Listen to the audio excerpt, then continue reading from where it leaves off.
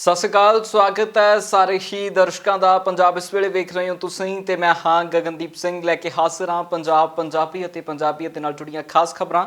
ਸਭ ਤੋਂ ਪਹਿਲਾਂ ਸਿੱਧਾ ਰੁਖ ਕਿਸਾਨੀ ਅੰਦੋਲਨ ਦੇ ਵੱਲ ਕਰਾਂਗੇ। ਕਿਸਾਨ ਜਥੇਬੰਦੀਆਂ ਅਤੇ ਕਿਸਾਨਾਂ ਦੇ ਵਿਚਕਾਰ ਲਗਾਤਾਰ ਰੇੜਕਾ ਬਰਕਰਾਰ ਹੈ ਤੇ ਇਸ ਰੇੜਕੇ ਦੇ ਵਿਚਾਲੇ ਹੀ ਕਿਸਾਨ ਆਪਣਾ ਸਮਰਥਨ ਵੱਡਾ ਕਰਦੇ ਜਾ ਰਹੇ ਨੇ ਤੇ ਉਧਰ ਸਰਕਾਰ ਦੇ ਵੱਲੋਂ ਵੀ ਵੱਖੋ ਵੱਖਰੇ ਬਿਆਨ ਲਗਾਤਾਰ ਜਾਰੀ ਨੇ।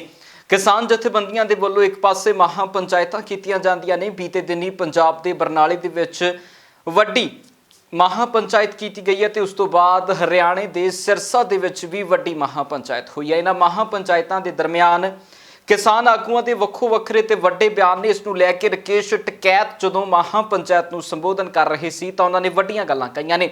ਰਕੇਸ਼ ਟਕੈਤ ਦਾ ਇਸ ਮੌਕੇ ਦੇ ਉੱਤੇ ਕੀ ਕੁਝ ਕਹਿਣਾ ਸੀ, ਉਹ ਸੁਣਦੇ ਹਾਂ।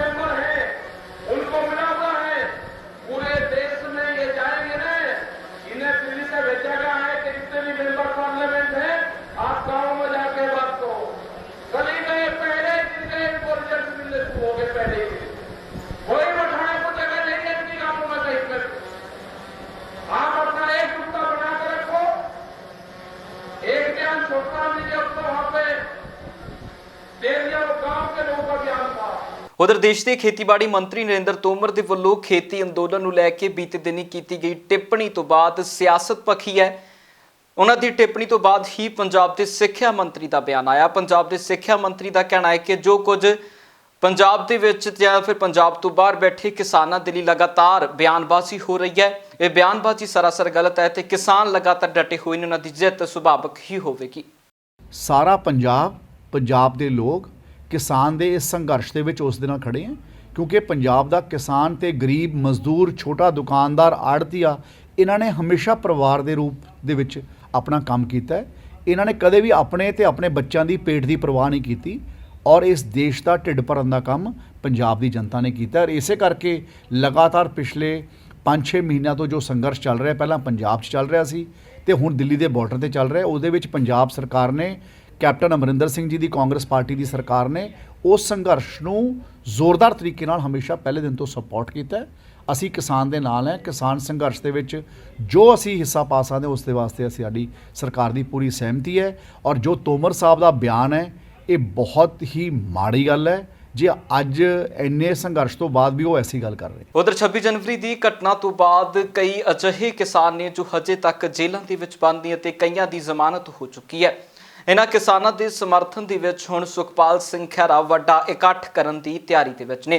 सुखपाल सिंह खैरा दे वल्लों सीनियर वकील RS बैंस दे नाल मिल के कई लाइक माइंडेड लोगों को इकट्ठियां करके एक बैठक की गई, जिस बैठक के दरमियान उन्होंने कहना सी कि आने वाले दिनों के विच संयुक्त किसान मोर्चे दे नाल बैठक करन तो बाद एक वड्डा ऐलान पंजाब दे विच कीता जावेगा।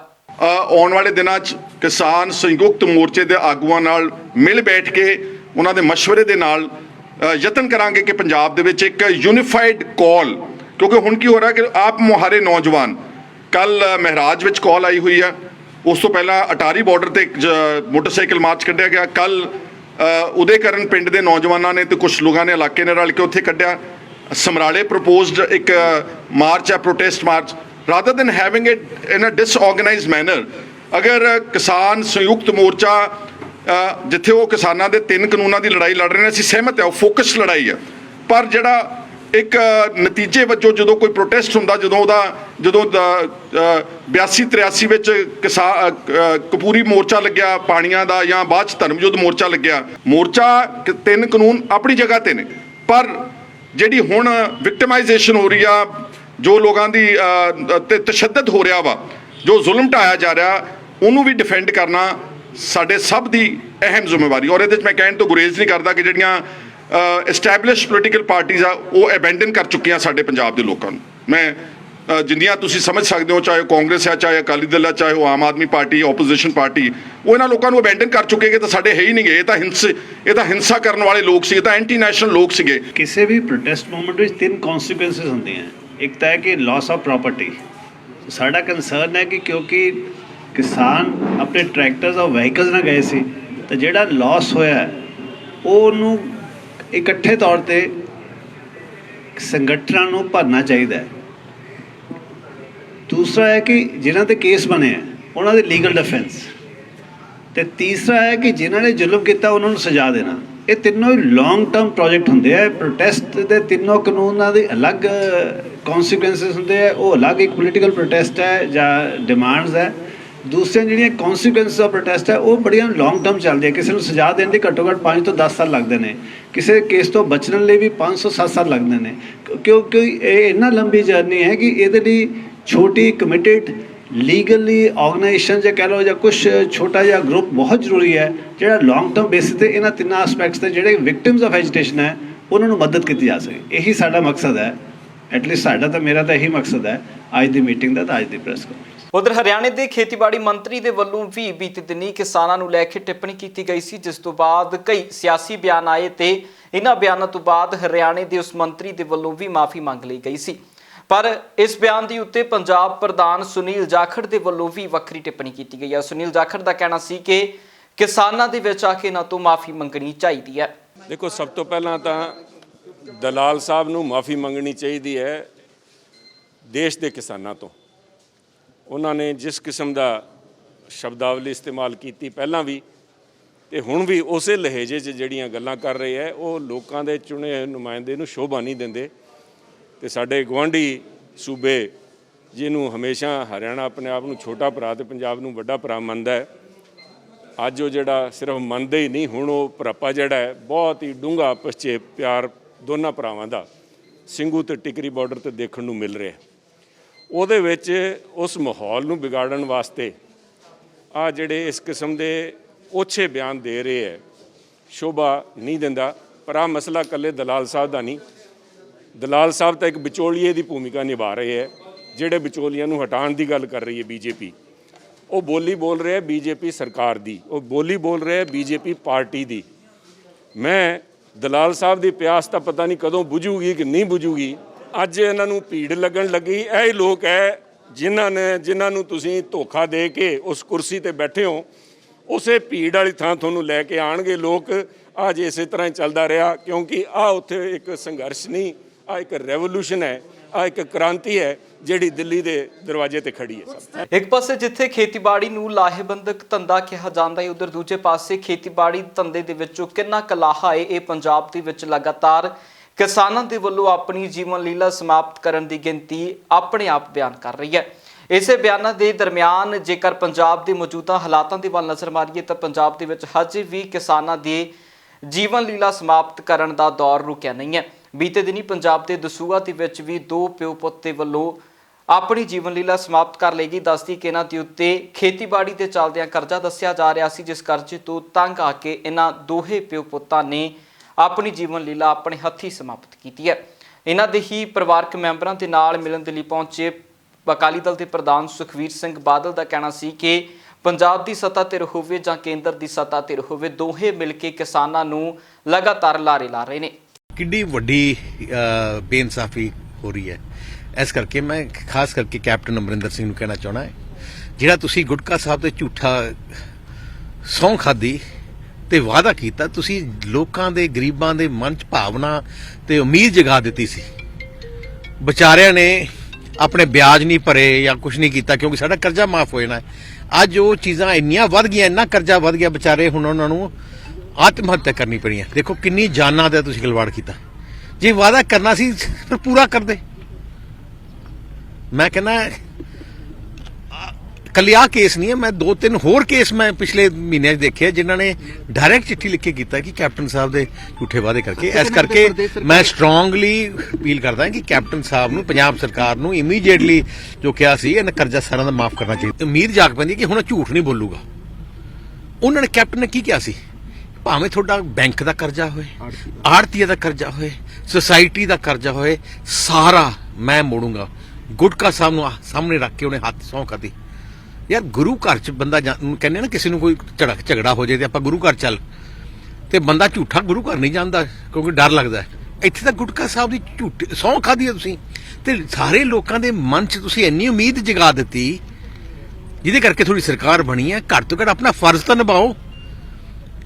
ਜਿਹੜਾ ਸਭ ਤੋਂ ਵੱਡਾ ਫਰਜ਼ ਹੈ ਕਿ ਆਪਣੀ ਸਹੁੰ ਝੂਠੀ ਜਿਹੜੀ ਕੀਤੀ ਹੈ, ਪ੍ਰਮਾਤਮਾ ਦੀ ਝੂਠੀ ਸਹੁੰ ਕੀਤੀ ਹੈ, ਮਤਲਬ ਜਿੰਨਾ ਪਾਪ ਲੱਗੂ ਉਹਨਾਂ ਨੂੰ, ਆਹ ਜਿਹੜਾ ਸਾਰਾ ਪਾਪ ਹੀ ਹੈ ਨਾ, ਜੇ ਲੱਗ ਰਿਹਾ ਵਿਚਾਰੇ ਲੋਕ ਆਤਮ ਹੱਤਿਆ ਕਰ ਰਹੇ। ਮੁਲਕ ਦੇ ਵਿੱਚ ਲਗਾਤਾਰ ਤੇਲ ਅਤੇ ਡੀਜ਼ਲ ਦੀਆਂ ਕੀਮਤਾਂ ਦੇ ਸਮੇਤ ਘਰੇਲੂ ਗੈਸ ਦੀਆਂ ਕੀਮਤਾਂ ਵੀ ਅਸਮਾਨੀ ਛੂਹ ਰਹੀਆਂ ਨੇ, ਜਿਸ ਦੇ ਚੱਲਦਿਆਂ ਇੱਕ ਪਾਸੇ ਜਿੱਥੇ ਆਮ ਲੋਕ ਪਰੇਸ਼ਾਨ ਨਜ਼ਰ ਆ ਰਹੇ ਨੇ, ਉਧਰ ਦੂਜੇ ਪਾਸੇ ਸਿਆਸੀ ਪਾਰਟੀਆਂ ਦੇ ਵੱਲੋਂ ਸੱਤਾਧਾਰੀ ਧਿਰ ਨੂੰ ਘੇਰਨ ਦੇ ਲਈ ਕੋਈ ਵੀ ਮੌਕਾ ਨਹੀਂ ਛੱਡਿਆ ਜਾ ਰਿਹਾ।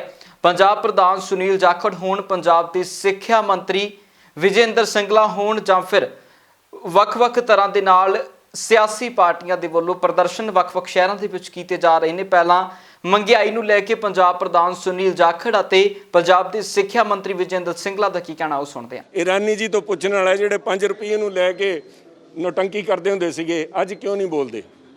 ਅੱਜ ਜਦੋਂ 100 ਰੁਪਏ ਜਾਂ 100 ਦੇ ਸੈਂਕੜਾ ਪਾਰ ਕਰੀ ਬੈਠੇ ਹੈ, ਕਿਉਂ ਨਹੀਂ ਬੋਲਦੀ ਸਰਕਾਰ? ਕਿਉਂ ਇਹਨਾਂ ਲੋਕਾਂ ਦੇ ਮੂੰਹ ਤੇ ਅੱਜ ਤਾਲੇ ਲੱਗੇ ਹੋਏ ਹੈ?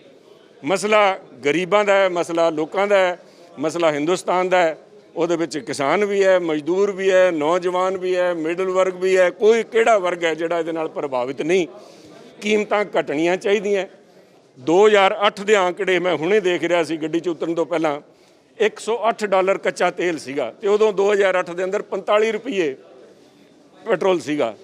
ਅੱਜ 60 ਰੁਪਏ $60 ਦੇ ਕਰੀਬ ਜਿਹੜਾ ਕਰੂਡ ਕੱਚਾ ਤੇਲ ਹੈ, ਤੇ ਅੱਜ 100 ਰੁਪਏ ਨੂੰ ਪੈਟਰੋਲ ਹੋਇਆ ਖੜਾ। ਇਹਦਾ ਜਵਾਬ ਕੌਣ ਦੇਊਗਾ? ਸਮਰਿਤੀ ਜੀ ਤਾਂ ਦੇ ਨਹੀਂ ਸਕਦੇ ਜਵਾਬ, ਨਾ ਸੀਤਾਰਮਨ ਜੀ ਦੇ ਸਕਦੇ। ਜਵਾਬ ਦੇਣਾ ਪਊਗਾ ਮੋਦੀ ਸਾਹਿਬ ਨੂੰ।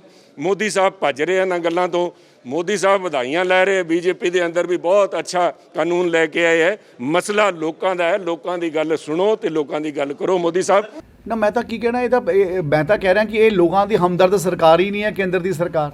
ਇਹ ਤਾਂ ਜਦੋਂ ਚੋਣਾਂ ਆਉਂਦੀਆਂ ਉਦੋਂ 5-5 ਕਿਲੋ ਦੇ ਸਿਲੰਡਰ ਮੁਫਤ ਵੰਡ ਦਿੰਦੀ ਹੈ ਤਾਂ ਕਿ ਲੋਕਾਂ ਦੀਆਂ ਵੋਟਾਂ ਲੈ ਲਈਆਂ, ਤੇ ਵੋਟਾਂ ਲੈਣ ਤੋਂ ਬਾਅਦ ਅੱਜ ਚਾਹੇ ਸਿਲੰਡਰ ਦੀ ਗੱਲ ਹੈ, ਤੇ ਚਾਹੇ ਪੈਟਰੋਲ ਦੀ ਗੱਲ ਹੈ, ਤੇ ਚਾਹੇ ਡੀਜ਼ਲ ਦੀ ਗੱਲ ਹੈ, ਕਿਸਾਨ ਆਪਣੇ ਖੇਤ 'ਚ ਡੀਜ਼ਲ ਬਾਲਦਾ। ਪੈਟਰੋਲ ਦੇ ਉੱਪਰ ਲੋਕ ਆਪਣੀਆਂ ਗੱਡੀਆਂ ਤੇ ਸਕੂਟਰਾਂ ਦੇ ਉੱਪਰ ਆਪਣੀ ਆਵਾਜਾਈ ਕਰਦੇ ਹੈ, ਤੇ ਘਰ 'ਚ ਅੱਜ ਸਾਰੇ ਚੁੱਲ੍ਹੇ ਜਿਹੜੇ ਲੋਕ ਪਹਿਲਾਂ ਪਾਥੀਆਂ ਬਾਲਦੇ ਸੀ, ਅੱਜ ਦੁਬਾਰਾ ਪਾਥੀਆਂ ਬਾਲਣ ਤੇ ਆ ਜਾਣਗੇ, ਕਿਉਂਕਿ ਇਸ ਤਰੀਕੇ ਦੀ ਇਹ ਸਰਕਾਰ ਨੇ ਆਪਣੀ ਰਵੱਈਆ ਕਰ ਰੱਖਿਆ। ਤੋ ਇਸ ਕਰਕੇ ਬੀਜੇਪੀ ਦੀ ਮੋਦੀ ਸਰਕਾਰ ਨੇ ਜੋ ਸਰਕਾਰ ਦੇ ਵਿੱਚ ਕੰਮ ਕਰ ਰੱਖਿਆ, ਇਹ ਬਹੁਤ ਗਲਤ ਹੈ। ਅੱਜ ਪੂਰੇ ਦੇਸ਼ ਦੀ ਜਨਤਾ ਇਸ ਗੱਲ ਤੋਂ ਬਹੁਤ ਵੱਡੇ ਪੈਮਾਨੇ ਤੇ ਦੁਖੀ ਹੈ। ਉਧਰ ਲੁਧਿਆਣਾ ਦੇ ਵਿੱਚ ਵੀ ਲੋਕ ਇਨਸਾਫ ਪਾਰਟੀ ਦੇ ਵੱਲੋਂ ਕੋੜੇ ਰੇੜੇ ਦੇ ਉੱਤੇ ਸਵਾਰ ਹੋ ਕੇ ਸਕੂਟਰੀ ਅਤੇ ਘਰੇਲੂ ਗੈਸ ਲੈ ਕੇ, ਸਿਲੰਡਰ ਲੈ ਕੇ ਉਹਨਾਂ ਦੇ ਨਾਲ ਪ੍ਰਦਰਸ਼ਨ ਕੀਤਾ ਗਿਆ ਹੈ, ਅਤੇ ਇਸ ਪ੍ਰਦਰਸ਼ਨ ਦੇ ਦਰਮਿਆਨ ਇਹਨਾਂ ਕੀਮਤਾਂ ਨੂੰ ਘਟਵਾਉਣ ਦੀ ਵੀ ਮੰਗ ਕੀਤੀ ਗਈ ਹੈ। ਪ੍ਰਦਰਸ਼ਨ ਕਰ ਰਹੇ ਹਾਂ ਕਿਉਂਕਿ ਜਿਹੜਾ ਤੁਹਾਨੂੰ ਪਤਾ ਵੀ ਤੁਹਾਡੀ ਵੀ ਮੋਟਰਸਾਈਕਲ 'ਚ ਤੇਲ ਪੈਂਦਾ, ਸਾਡੀਆਂ ਗੱਡੀਆਂ 'ਚ ਮੋਟਰਸਾਈਕਲਾਂ 'ਚ ਤੇਲ ਪੈਂਦਾ। ਤੇਲ ਅੱਜ 100 ਰੁਪਏ ਟੱਚ ਕਰ ਚੁੱਕਿਆ, ਔਰ ਮੋਦੀ ਸਾਹਿਬ ਕਹਿੰਦੇ ਹੁੰਦੇ ਸੀ ਵੀ ਮੇਰੀ ਸਰਕਾਰ ਬਣਾਓ, ਮੈਂ ਤੁਹਾਨੂੰ ਫਿਰ 50 ਰੁਪਏ ਥੱਲੇ ਤੇਲ ਲੈ ਕੇ ਦਿਖਾਊਂਗਾ, ਸਿਲੰਡਰਾਂ ਦੀ ਕੀਮਤਾਂ ਵਾਪਸ ਮੈਂ ਤੁਹਾਨੂੰ ਲੈ ਕੇ ਦਿਖਾਊਂਗਾ। ਔਰ ਅੱਜ ਮੋਦੀ ਸਾਹਿਬ ਕਿਉਂ ਚੁੱਪ ਤੇ ਖਾਮੋਸ਼ ਬੈਠੇ ਆ? ਅੱਜ 100 ਰੁਪਇਆ ਇੱਕ ਆਮ ਬੰਦਾ, ਇੱਕ ਗਰੀਬ ਵਿਅਕਤੀ, ਉਹ ਕਿਵੇਂ 100 ਰੁਪਏ ਦਾ ਤੇਲ ਪਵਾ ਸਕਦਾ? 1 ਲੀਟਰ 100 ਰੁਪਏ ਦਾ ਸੋਚੀ ਨਹੀਂ ਜਾ ਸਕਦੀ ਗੱਲ। ਸੋ ਸ਼ਰਮ ਆਉਣੀ ਚਾਹੀਦੀ ਆ ਮੋਦੀ ਗਵਰਨਮੈਂਟ ਨੂੰ, ਔਰ ਸ਼ਰਮ ਆਉਣੀ ਚਾਹੀਦੀ ਹੈ ਇਹਨਾਂ ਦੇ ਜਿਹੜੇ ਭਗਤ ਹੈਗੇ ਆ, ਜਿਹੜੇ ਕਹਿੰਦੇ ਵੀ ਬਹੁਤ ਸਹੀ ਹੈ ਜੀ 100 ਰੁਪਏ ਚੰਗਾ ਹੋ ਗਿਆ, ਫਿਰ ਤੁਸੀਂ ਪਵਾ ਲਓ, ਜਿਹੜੇ ਬਾਕੀਆਂ ਵਾਸਤੇ ਤੁਸੀਂ 50 ਰੁਪਏ ਕਰ ਦਿਓ, ਆਪਣੇ ਵਾਸਤੇ 100 ਰੁਪਏ ਰੱਖ ਲਓ। ਸੋ ਬੜੀ ਮੰਦਭਾਗੀ ਗੱਲ ਆ। ਅੱਜ ਇੱਕ ਪ੍ਰੋਟੈਸਟ ਅਸੀਂ ਕਰ ਰਹੇ ਹਾਂ, ਘੋੜਿਆਂ ਦੇ ਉੱਪਰ, ਖੱਚਰਾਂ ਦੇ ਉੱਪਰ ਅਸੀਂ ਮੋਟਰਸਾਈਕਲ ਰੱਖੇ ਆ, ਗੱਡਿਆਂ ਦੇ ਉੱਪਰ। ਸੋ ਇਹ ਅਸੀਂ ਲੈ ਕੇ ਜਾਵਾਂਗੇ ਐਜ਼ ਇੱਕ ਸਾਈਨ ਦੱਸਣ ਵਾਸਤੇ ਵੀ ਹੁਣ ਜਿਹੜਾ ਪੁਰਾਣਾ ਜ਼ਮਾਨਾ ਦੁਬਾਰਾ ਵਾਪਸ ਆ ਚੁੱਕਿਆ, ਇਹ ਦੁਬਾਰਾ ਪੁਰਾਣਾ ਜ਼ਮਾਨਾ ਵਾਪਸ ਆ ਚੁੱਕਿਆ। ਹੁਣ ਫਿਰ ਲੋਕਾਂ ਨੂੰ ਘੋੜਿਆਂ ਦੇ ਉੱਪਰ, ਖੱਚਰਾਂ ਦੇ ਉੱਪਰ ਜਾਣਾ ਪਿਆ ਕਰਨਾ। ਅਜਿਹੀਆਂ ਹੀ ਤਸਵੀਰਾਂ ਰੂਪਨਗਰ ਦੇ ਵਿੱਚੋਂ ਵੀ ਸਾਹਮਣੇ ਆਈਆਂ ਨੇ, ਜਿੱਥੇ ਰੂਪਨਗਰ ਦੇ ਵਿੱਚ ਆਮ ਆਦਮੀ ਪਾਰਟੀ ਦੇ ਵਲੰਟੀਅਰਾਂ ਦੇ ਵੱਲੋਂ ਇਸੇ ਤਰ੍ਹਾਂ ਦਾ ਇੱਕ ਪ੍ਰਦਰਸ਼ਨ ਕੀਤਾ ਗਿਆ। ਇਸ ਪ੍ਰਦਰਸ਼ਨ ਦੇ ਦਰਮਿਆਨ ਉਹਨਾਂ ਦਾ ਕਹਿਣਾ ਸੀ ਕਿ ਅਸੀਂ ਉਦੋਂ ਤੱਕ ਪ੍ਰਦਰਸ਼ਨ ਕਰਦੇ ਰਹਾਂਗੇ ਜਦੋਂ ਤੱਕ ਇਹ ਕੀਮਤਾਂ ਆਮ ਲੋਕਾਂ ਦੇ ਬਜਟ ਦੇ ਵਿੱਚ ਨਹੀਂ ਆਉਂਦੀਆਂ। ਡੀਜ਼ਲ, ਪੈਟਰੋਲ ਤੇ ਗੈਸ ਦੀਆਂ ਕੀਮਤਾਂ ਪੰਜਾਬ ਦੇ ਸਾਰੇ ਮੁਲਕਾਂ ਨਾਲੋਂ ਜ਼ਿਆਦਾ ਵੱਧ ਰਹੀਆਂ ਨੇ। ਮੈਂ ਇਹ ਕਹਿਣਾ ਚਾਹੁੰਦਾ ਹਾਂ ਵੀ ਇਹ ਇਕੱਲਾ ਡੀਜ਼ਲ, ਪੈਟਰੋਲ ਤੇ ਗੈਸ ਦੀਆਂ ਕੀਮਤਾਂ ਇੱਥੇ ਹੀ ਨਹੀਂ ਹੈ ਵੀ ਇੱਥੇ ਇਹਨਾਂ ਦਾ ਅਸਰ ਨਹੀਂ ਪਏਗਾ, ਬਾਕੀ ਜਿੰਨੀਆਂ ਚੀਜ਼ਾਂ ਉਹ ਸਾਰਿਆਂ 'ਤੇ ਇਹਨਾਂ ਅਸਰ ਪਏਗਾ। ਕਿਉਂਕਿ ਜਦੋਂ ਡੀਜ਼ਲ ਵੱਧ ਗਿਆ, ਪੈਟਰੋਲ ਵੱਧ ਗਿਆ, ਭਾੜੇ ਵੱਧ ਜਾਣਗੇ, ਉਸ ਨਾਲ ਹਰ ਇੱਕ ਚੀਜ਼ ਦਾ ਰੇਟ ਵੱਧ ਜਾਏਗਾ। ਰੇਟ ਵਧਣ ਨਾਲ ਲੋਕਾਂ ਦੀ ਹਰ ਚੀਜ਼ ਪਹੁੰਚ ਤੋਂ ਬਾਹਰ ਹੋ ਜਾਏਗੀ। ਜਿਸ ਕਿ ਅਸੀਂ ਇਹ ਸੰਘਰਸ਼ ਕਰ ਰਹੇ ਹਾਂ ਜਿਹੜਾ ਪੈਟਰੋਲ ਡੀਜ਼ਲ ਤੇ ਪੈਟਰੋਲ ਕੀਮਤਾਂ ਜਿਹੜੀਆਂ ਗੈਸ ਦੀਆਂ ਕੀਮਤਾਂ ਇਹ ਘਟਾਈਆਂ ਜਾਣ ਤਾਂ ਕਿ ਮੁਲਕ ਨੂੰ ਜਿਹੜਾ ਹੈਗਾ ਲੋਕਾਂ ਨੂੰ ਜੋ ਹੈਗਾ ਉਹ ਬਹੁਤ ਹੀ ਕੀਮਤ ਜਾਇਜ਼ ਕੀਮਤ ਤੇ ਦਿੱਤਾ ਜਾਣਾ। ਇਹ ਦੇਖੋ ਜੀ ਜਿਹੜੇ ਪੈਟਰੋਲ ਤੇ ਡੀਜ਼ਲ ਦੀਆਂ ਕੀਮਤਾਂ ਵੱਧ ਰਹੀਆਂ ਨੇ, ਮੈਨੂੰ ਲੱਗ ਰਿਹਾ ਕਿ ਲੋਕਾਂ ਨੂੰ ਹੁਣ ਗੱਡੇ ਰੇੜੇ ਹੀ ਚਲਾਣੇ ਪੈਣੇ ਆ। ਇਹ ਗੱਡੀਆਂ ਤੋਂ, ਮੋਟਰਸਾਈਕਲ, ਐਕਟਿਵਾ ਤੋਂ ਬਹੁਤ ਦੂਰ ਜਾਣਾ ਪੈਣਾ। ਇਹ ਮੋਦੀ ਸਰਕਾਰ ਜਿਹੜੇ ਉੱਥੇ ਕਿਸਾਨ ਬੈਠੀ ਹੈ ਉਹਨਾਂ ਨੂੰ ਖਾਲਿਸਤਾਨੀ ਕਹਿ ਰਹੀ ਹੈ, ਇਹ ਮੈਨੂੰ ਲੱਗ ਰਿਹਾ ਪੂਰੇ ਪੰਜਾਬ ਨੂੰ ਖਾਲੀ ਕਰ ਰਹੀ ਹੈ, ਪੂਰੇ ਵਰਲਡ ਨੂੰ, ਹਿੰਦੁਸਤਾਨ ਨੂੰ ਪੂਰੇ ਨੂੰ ਖਾਲੀ ਕੀਤਾ ਜਾ ਰਿਹਾ ਹੈ ਕੀਮਤਾਂ ਵਧਾ ਕੇ।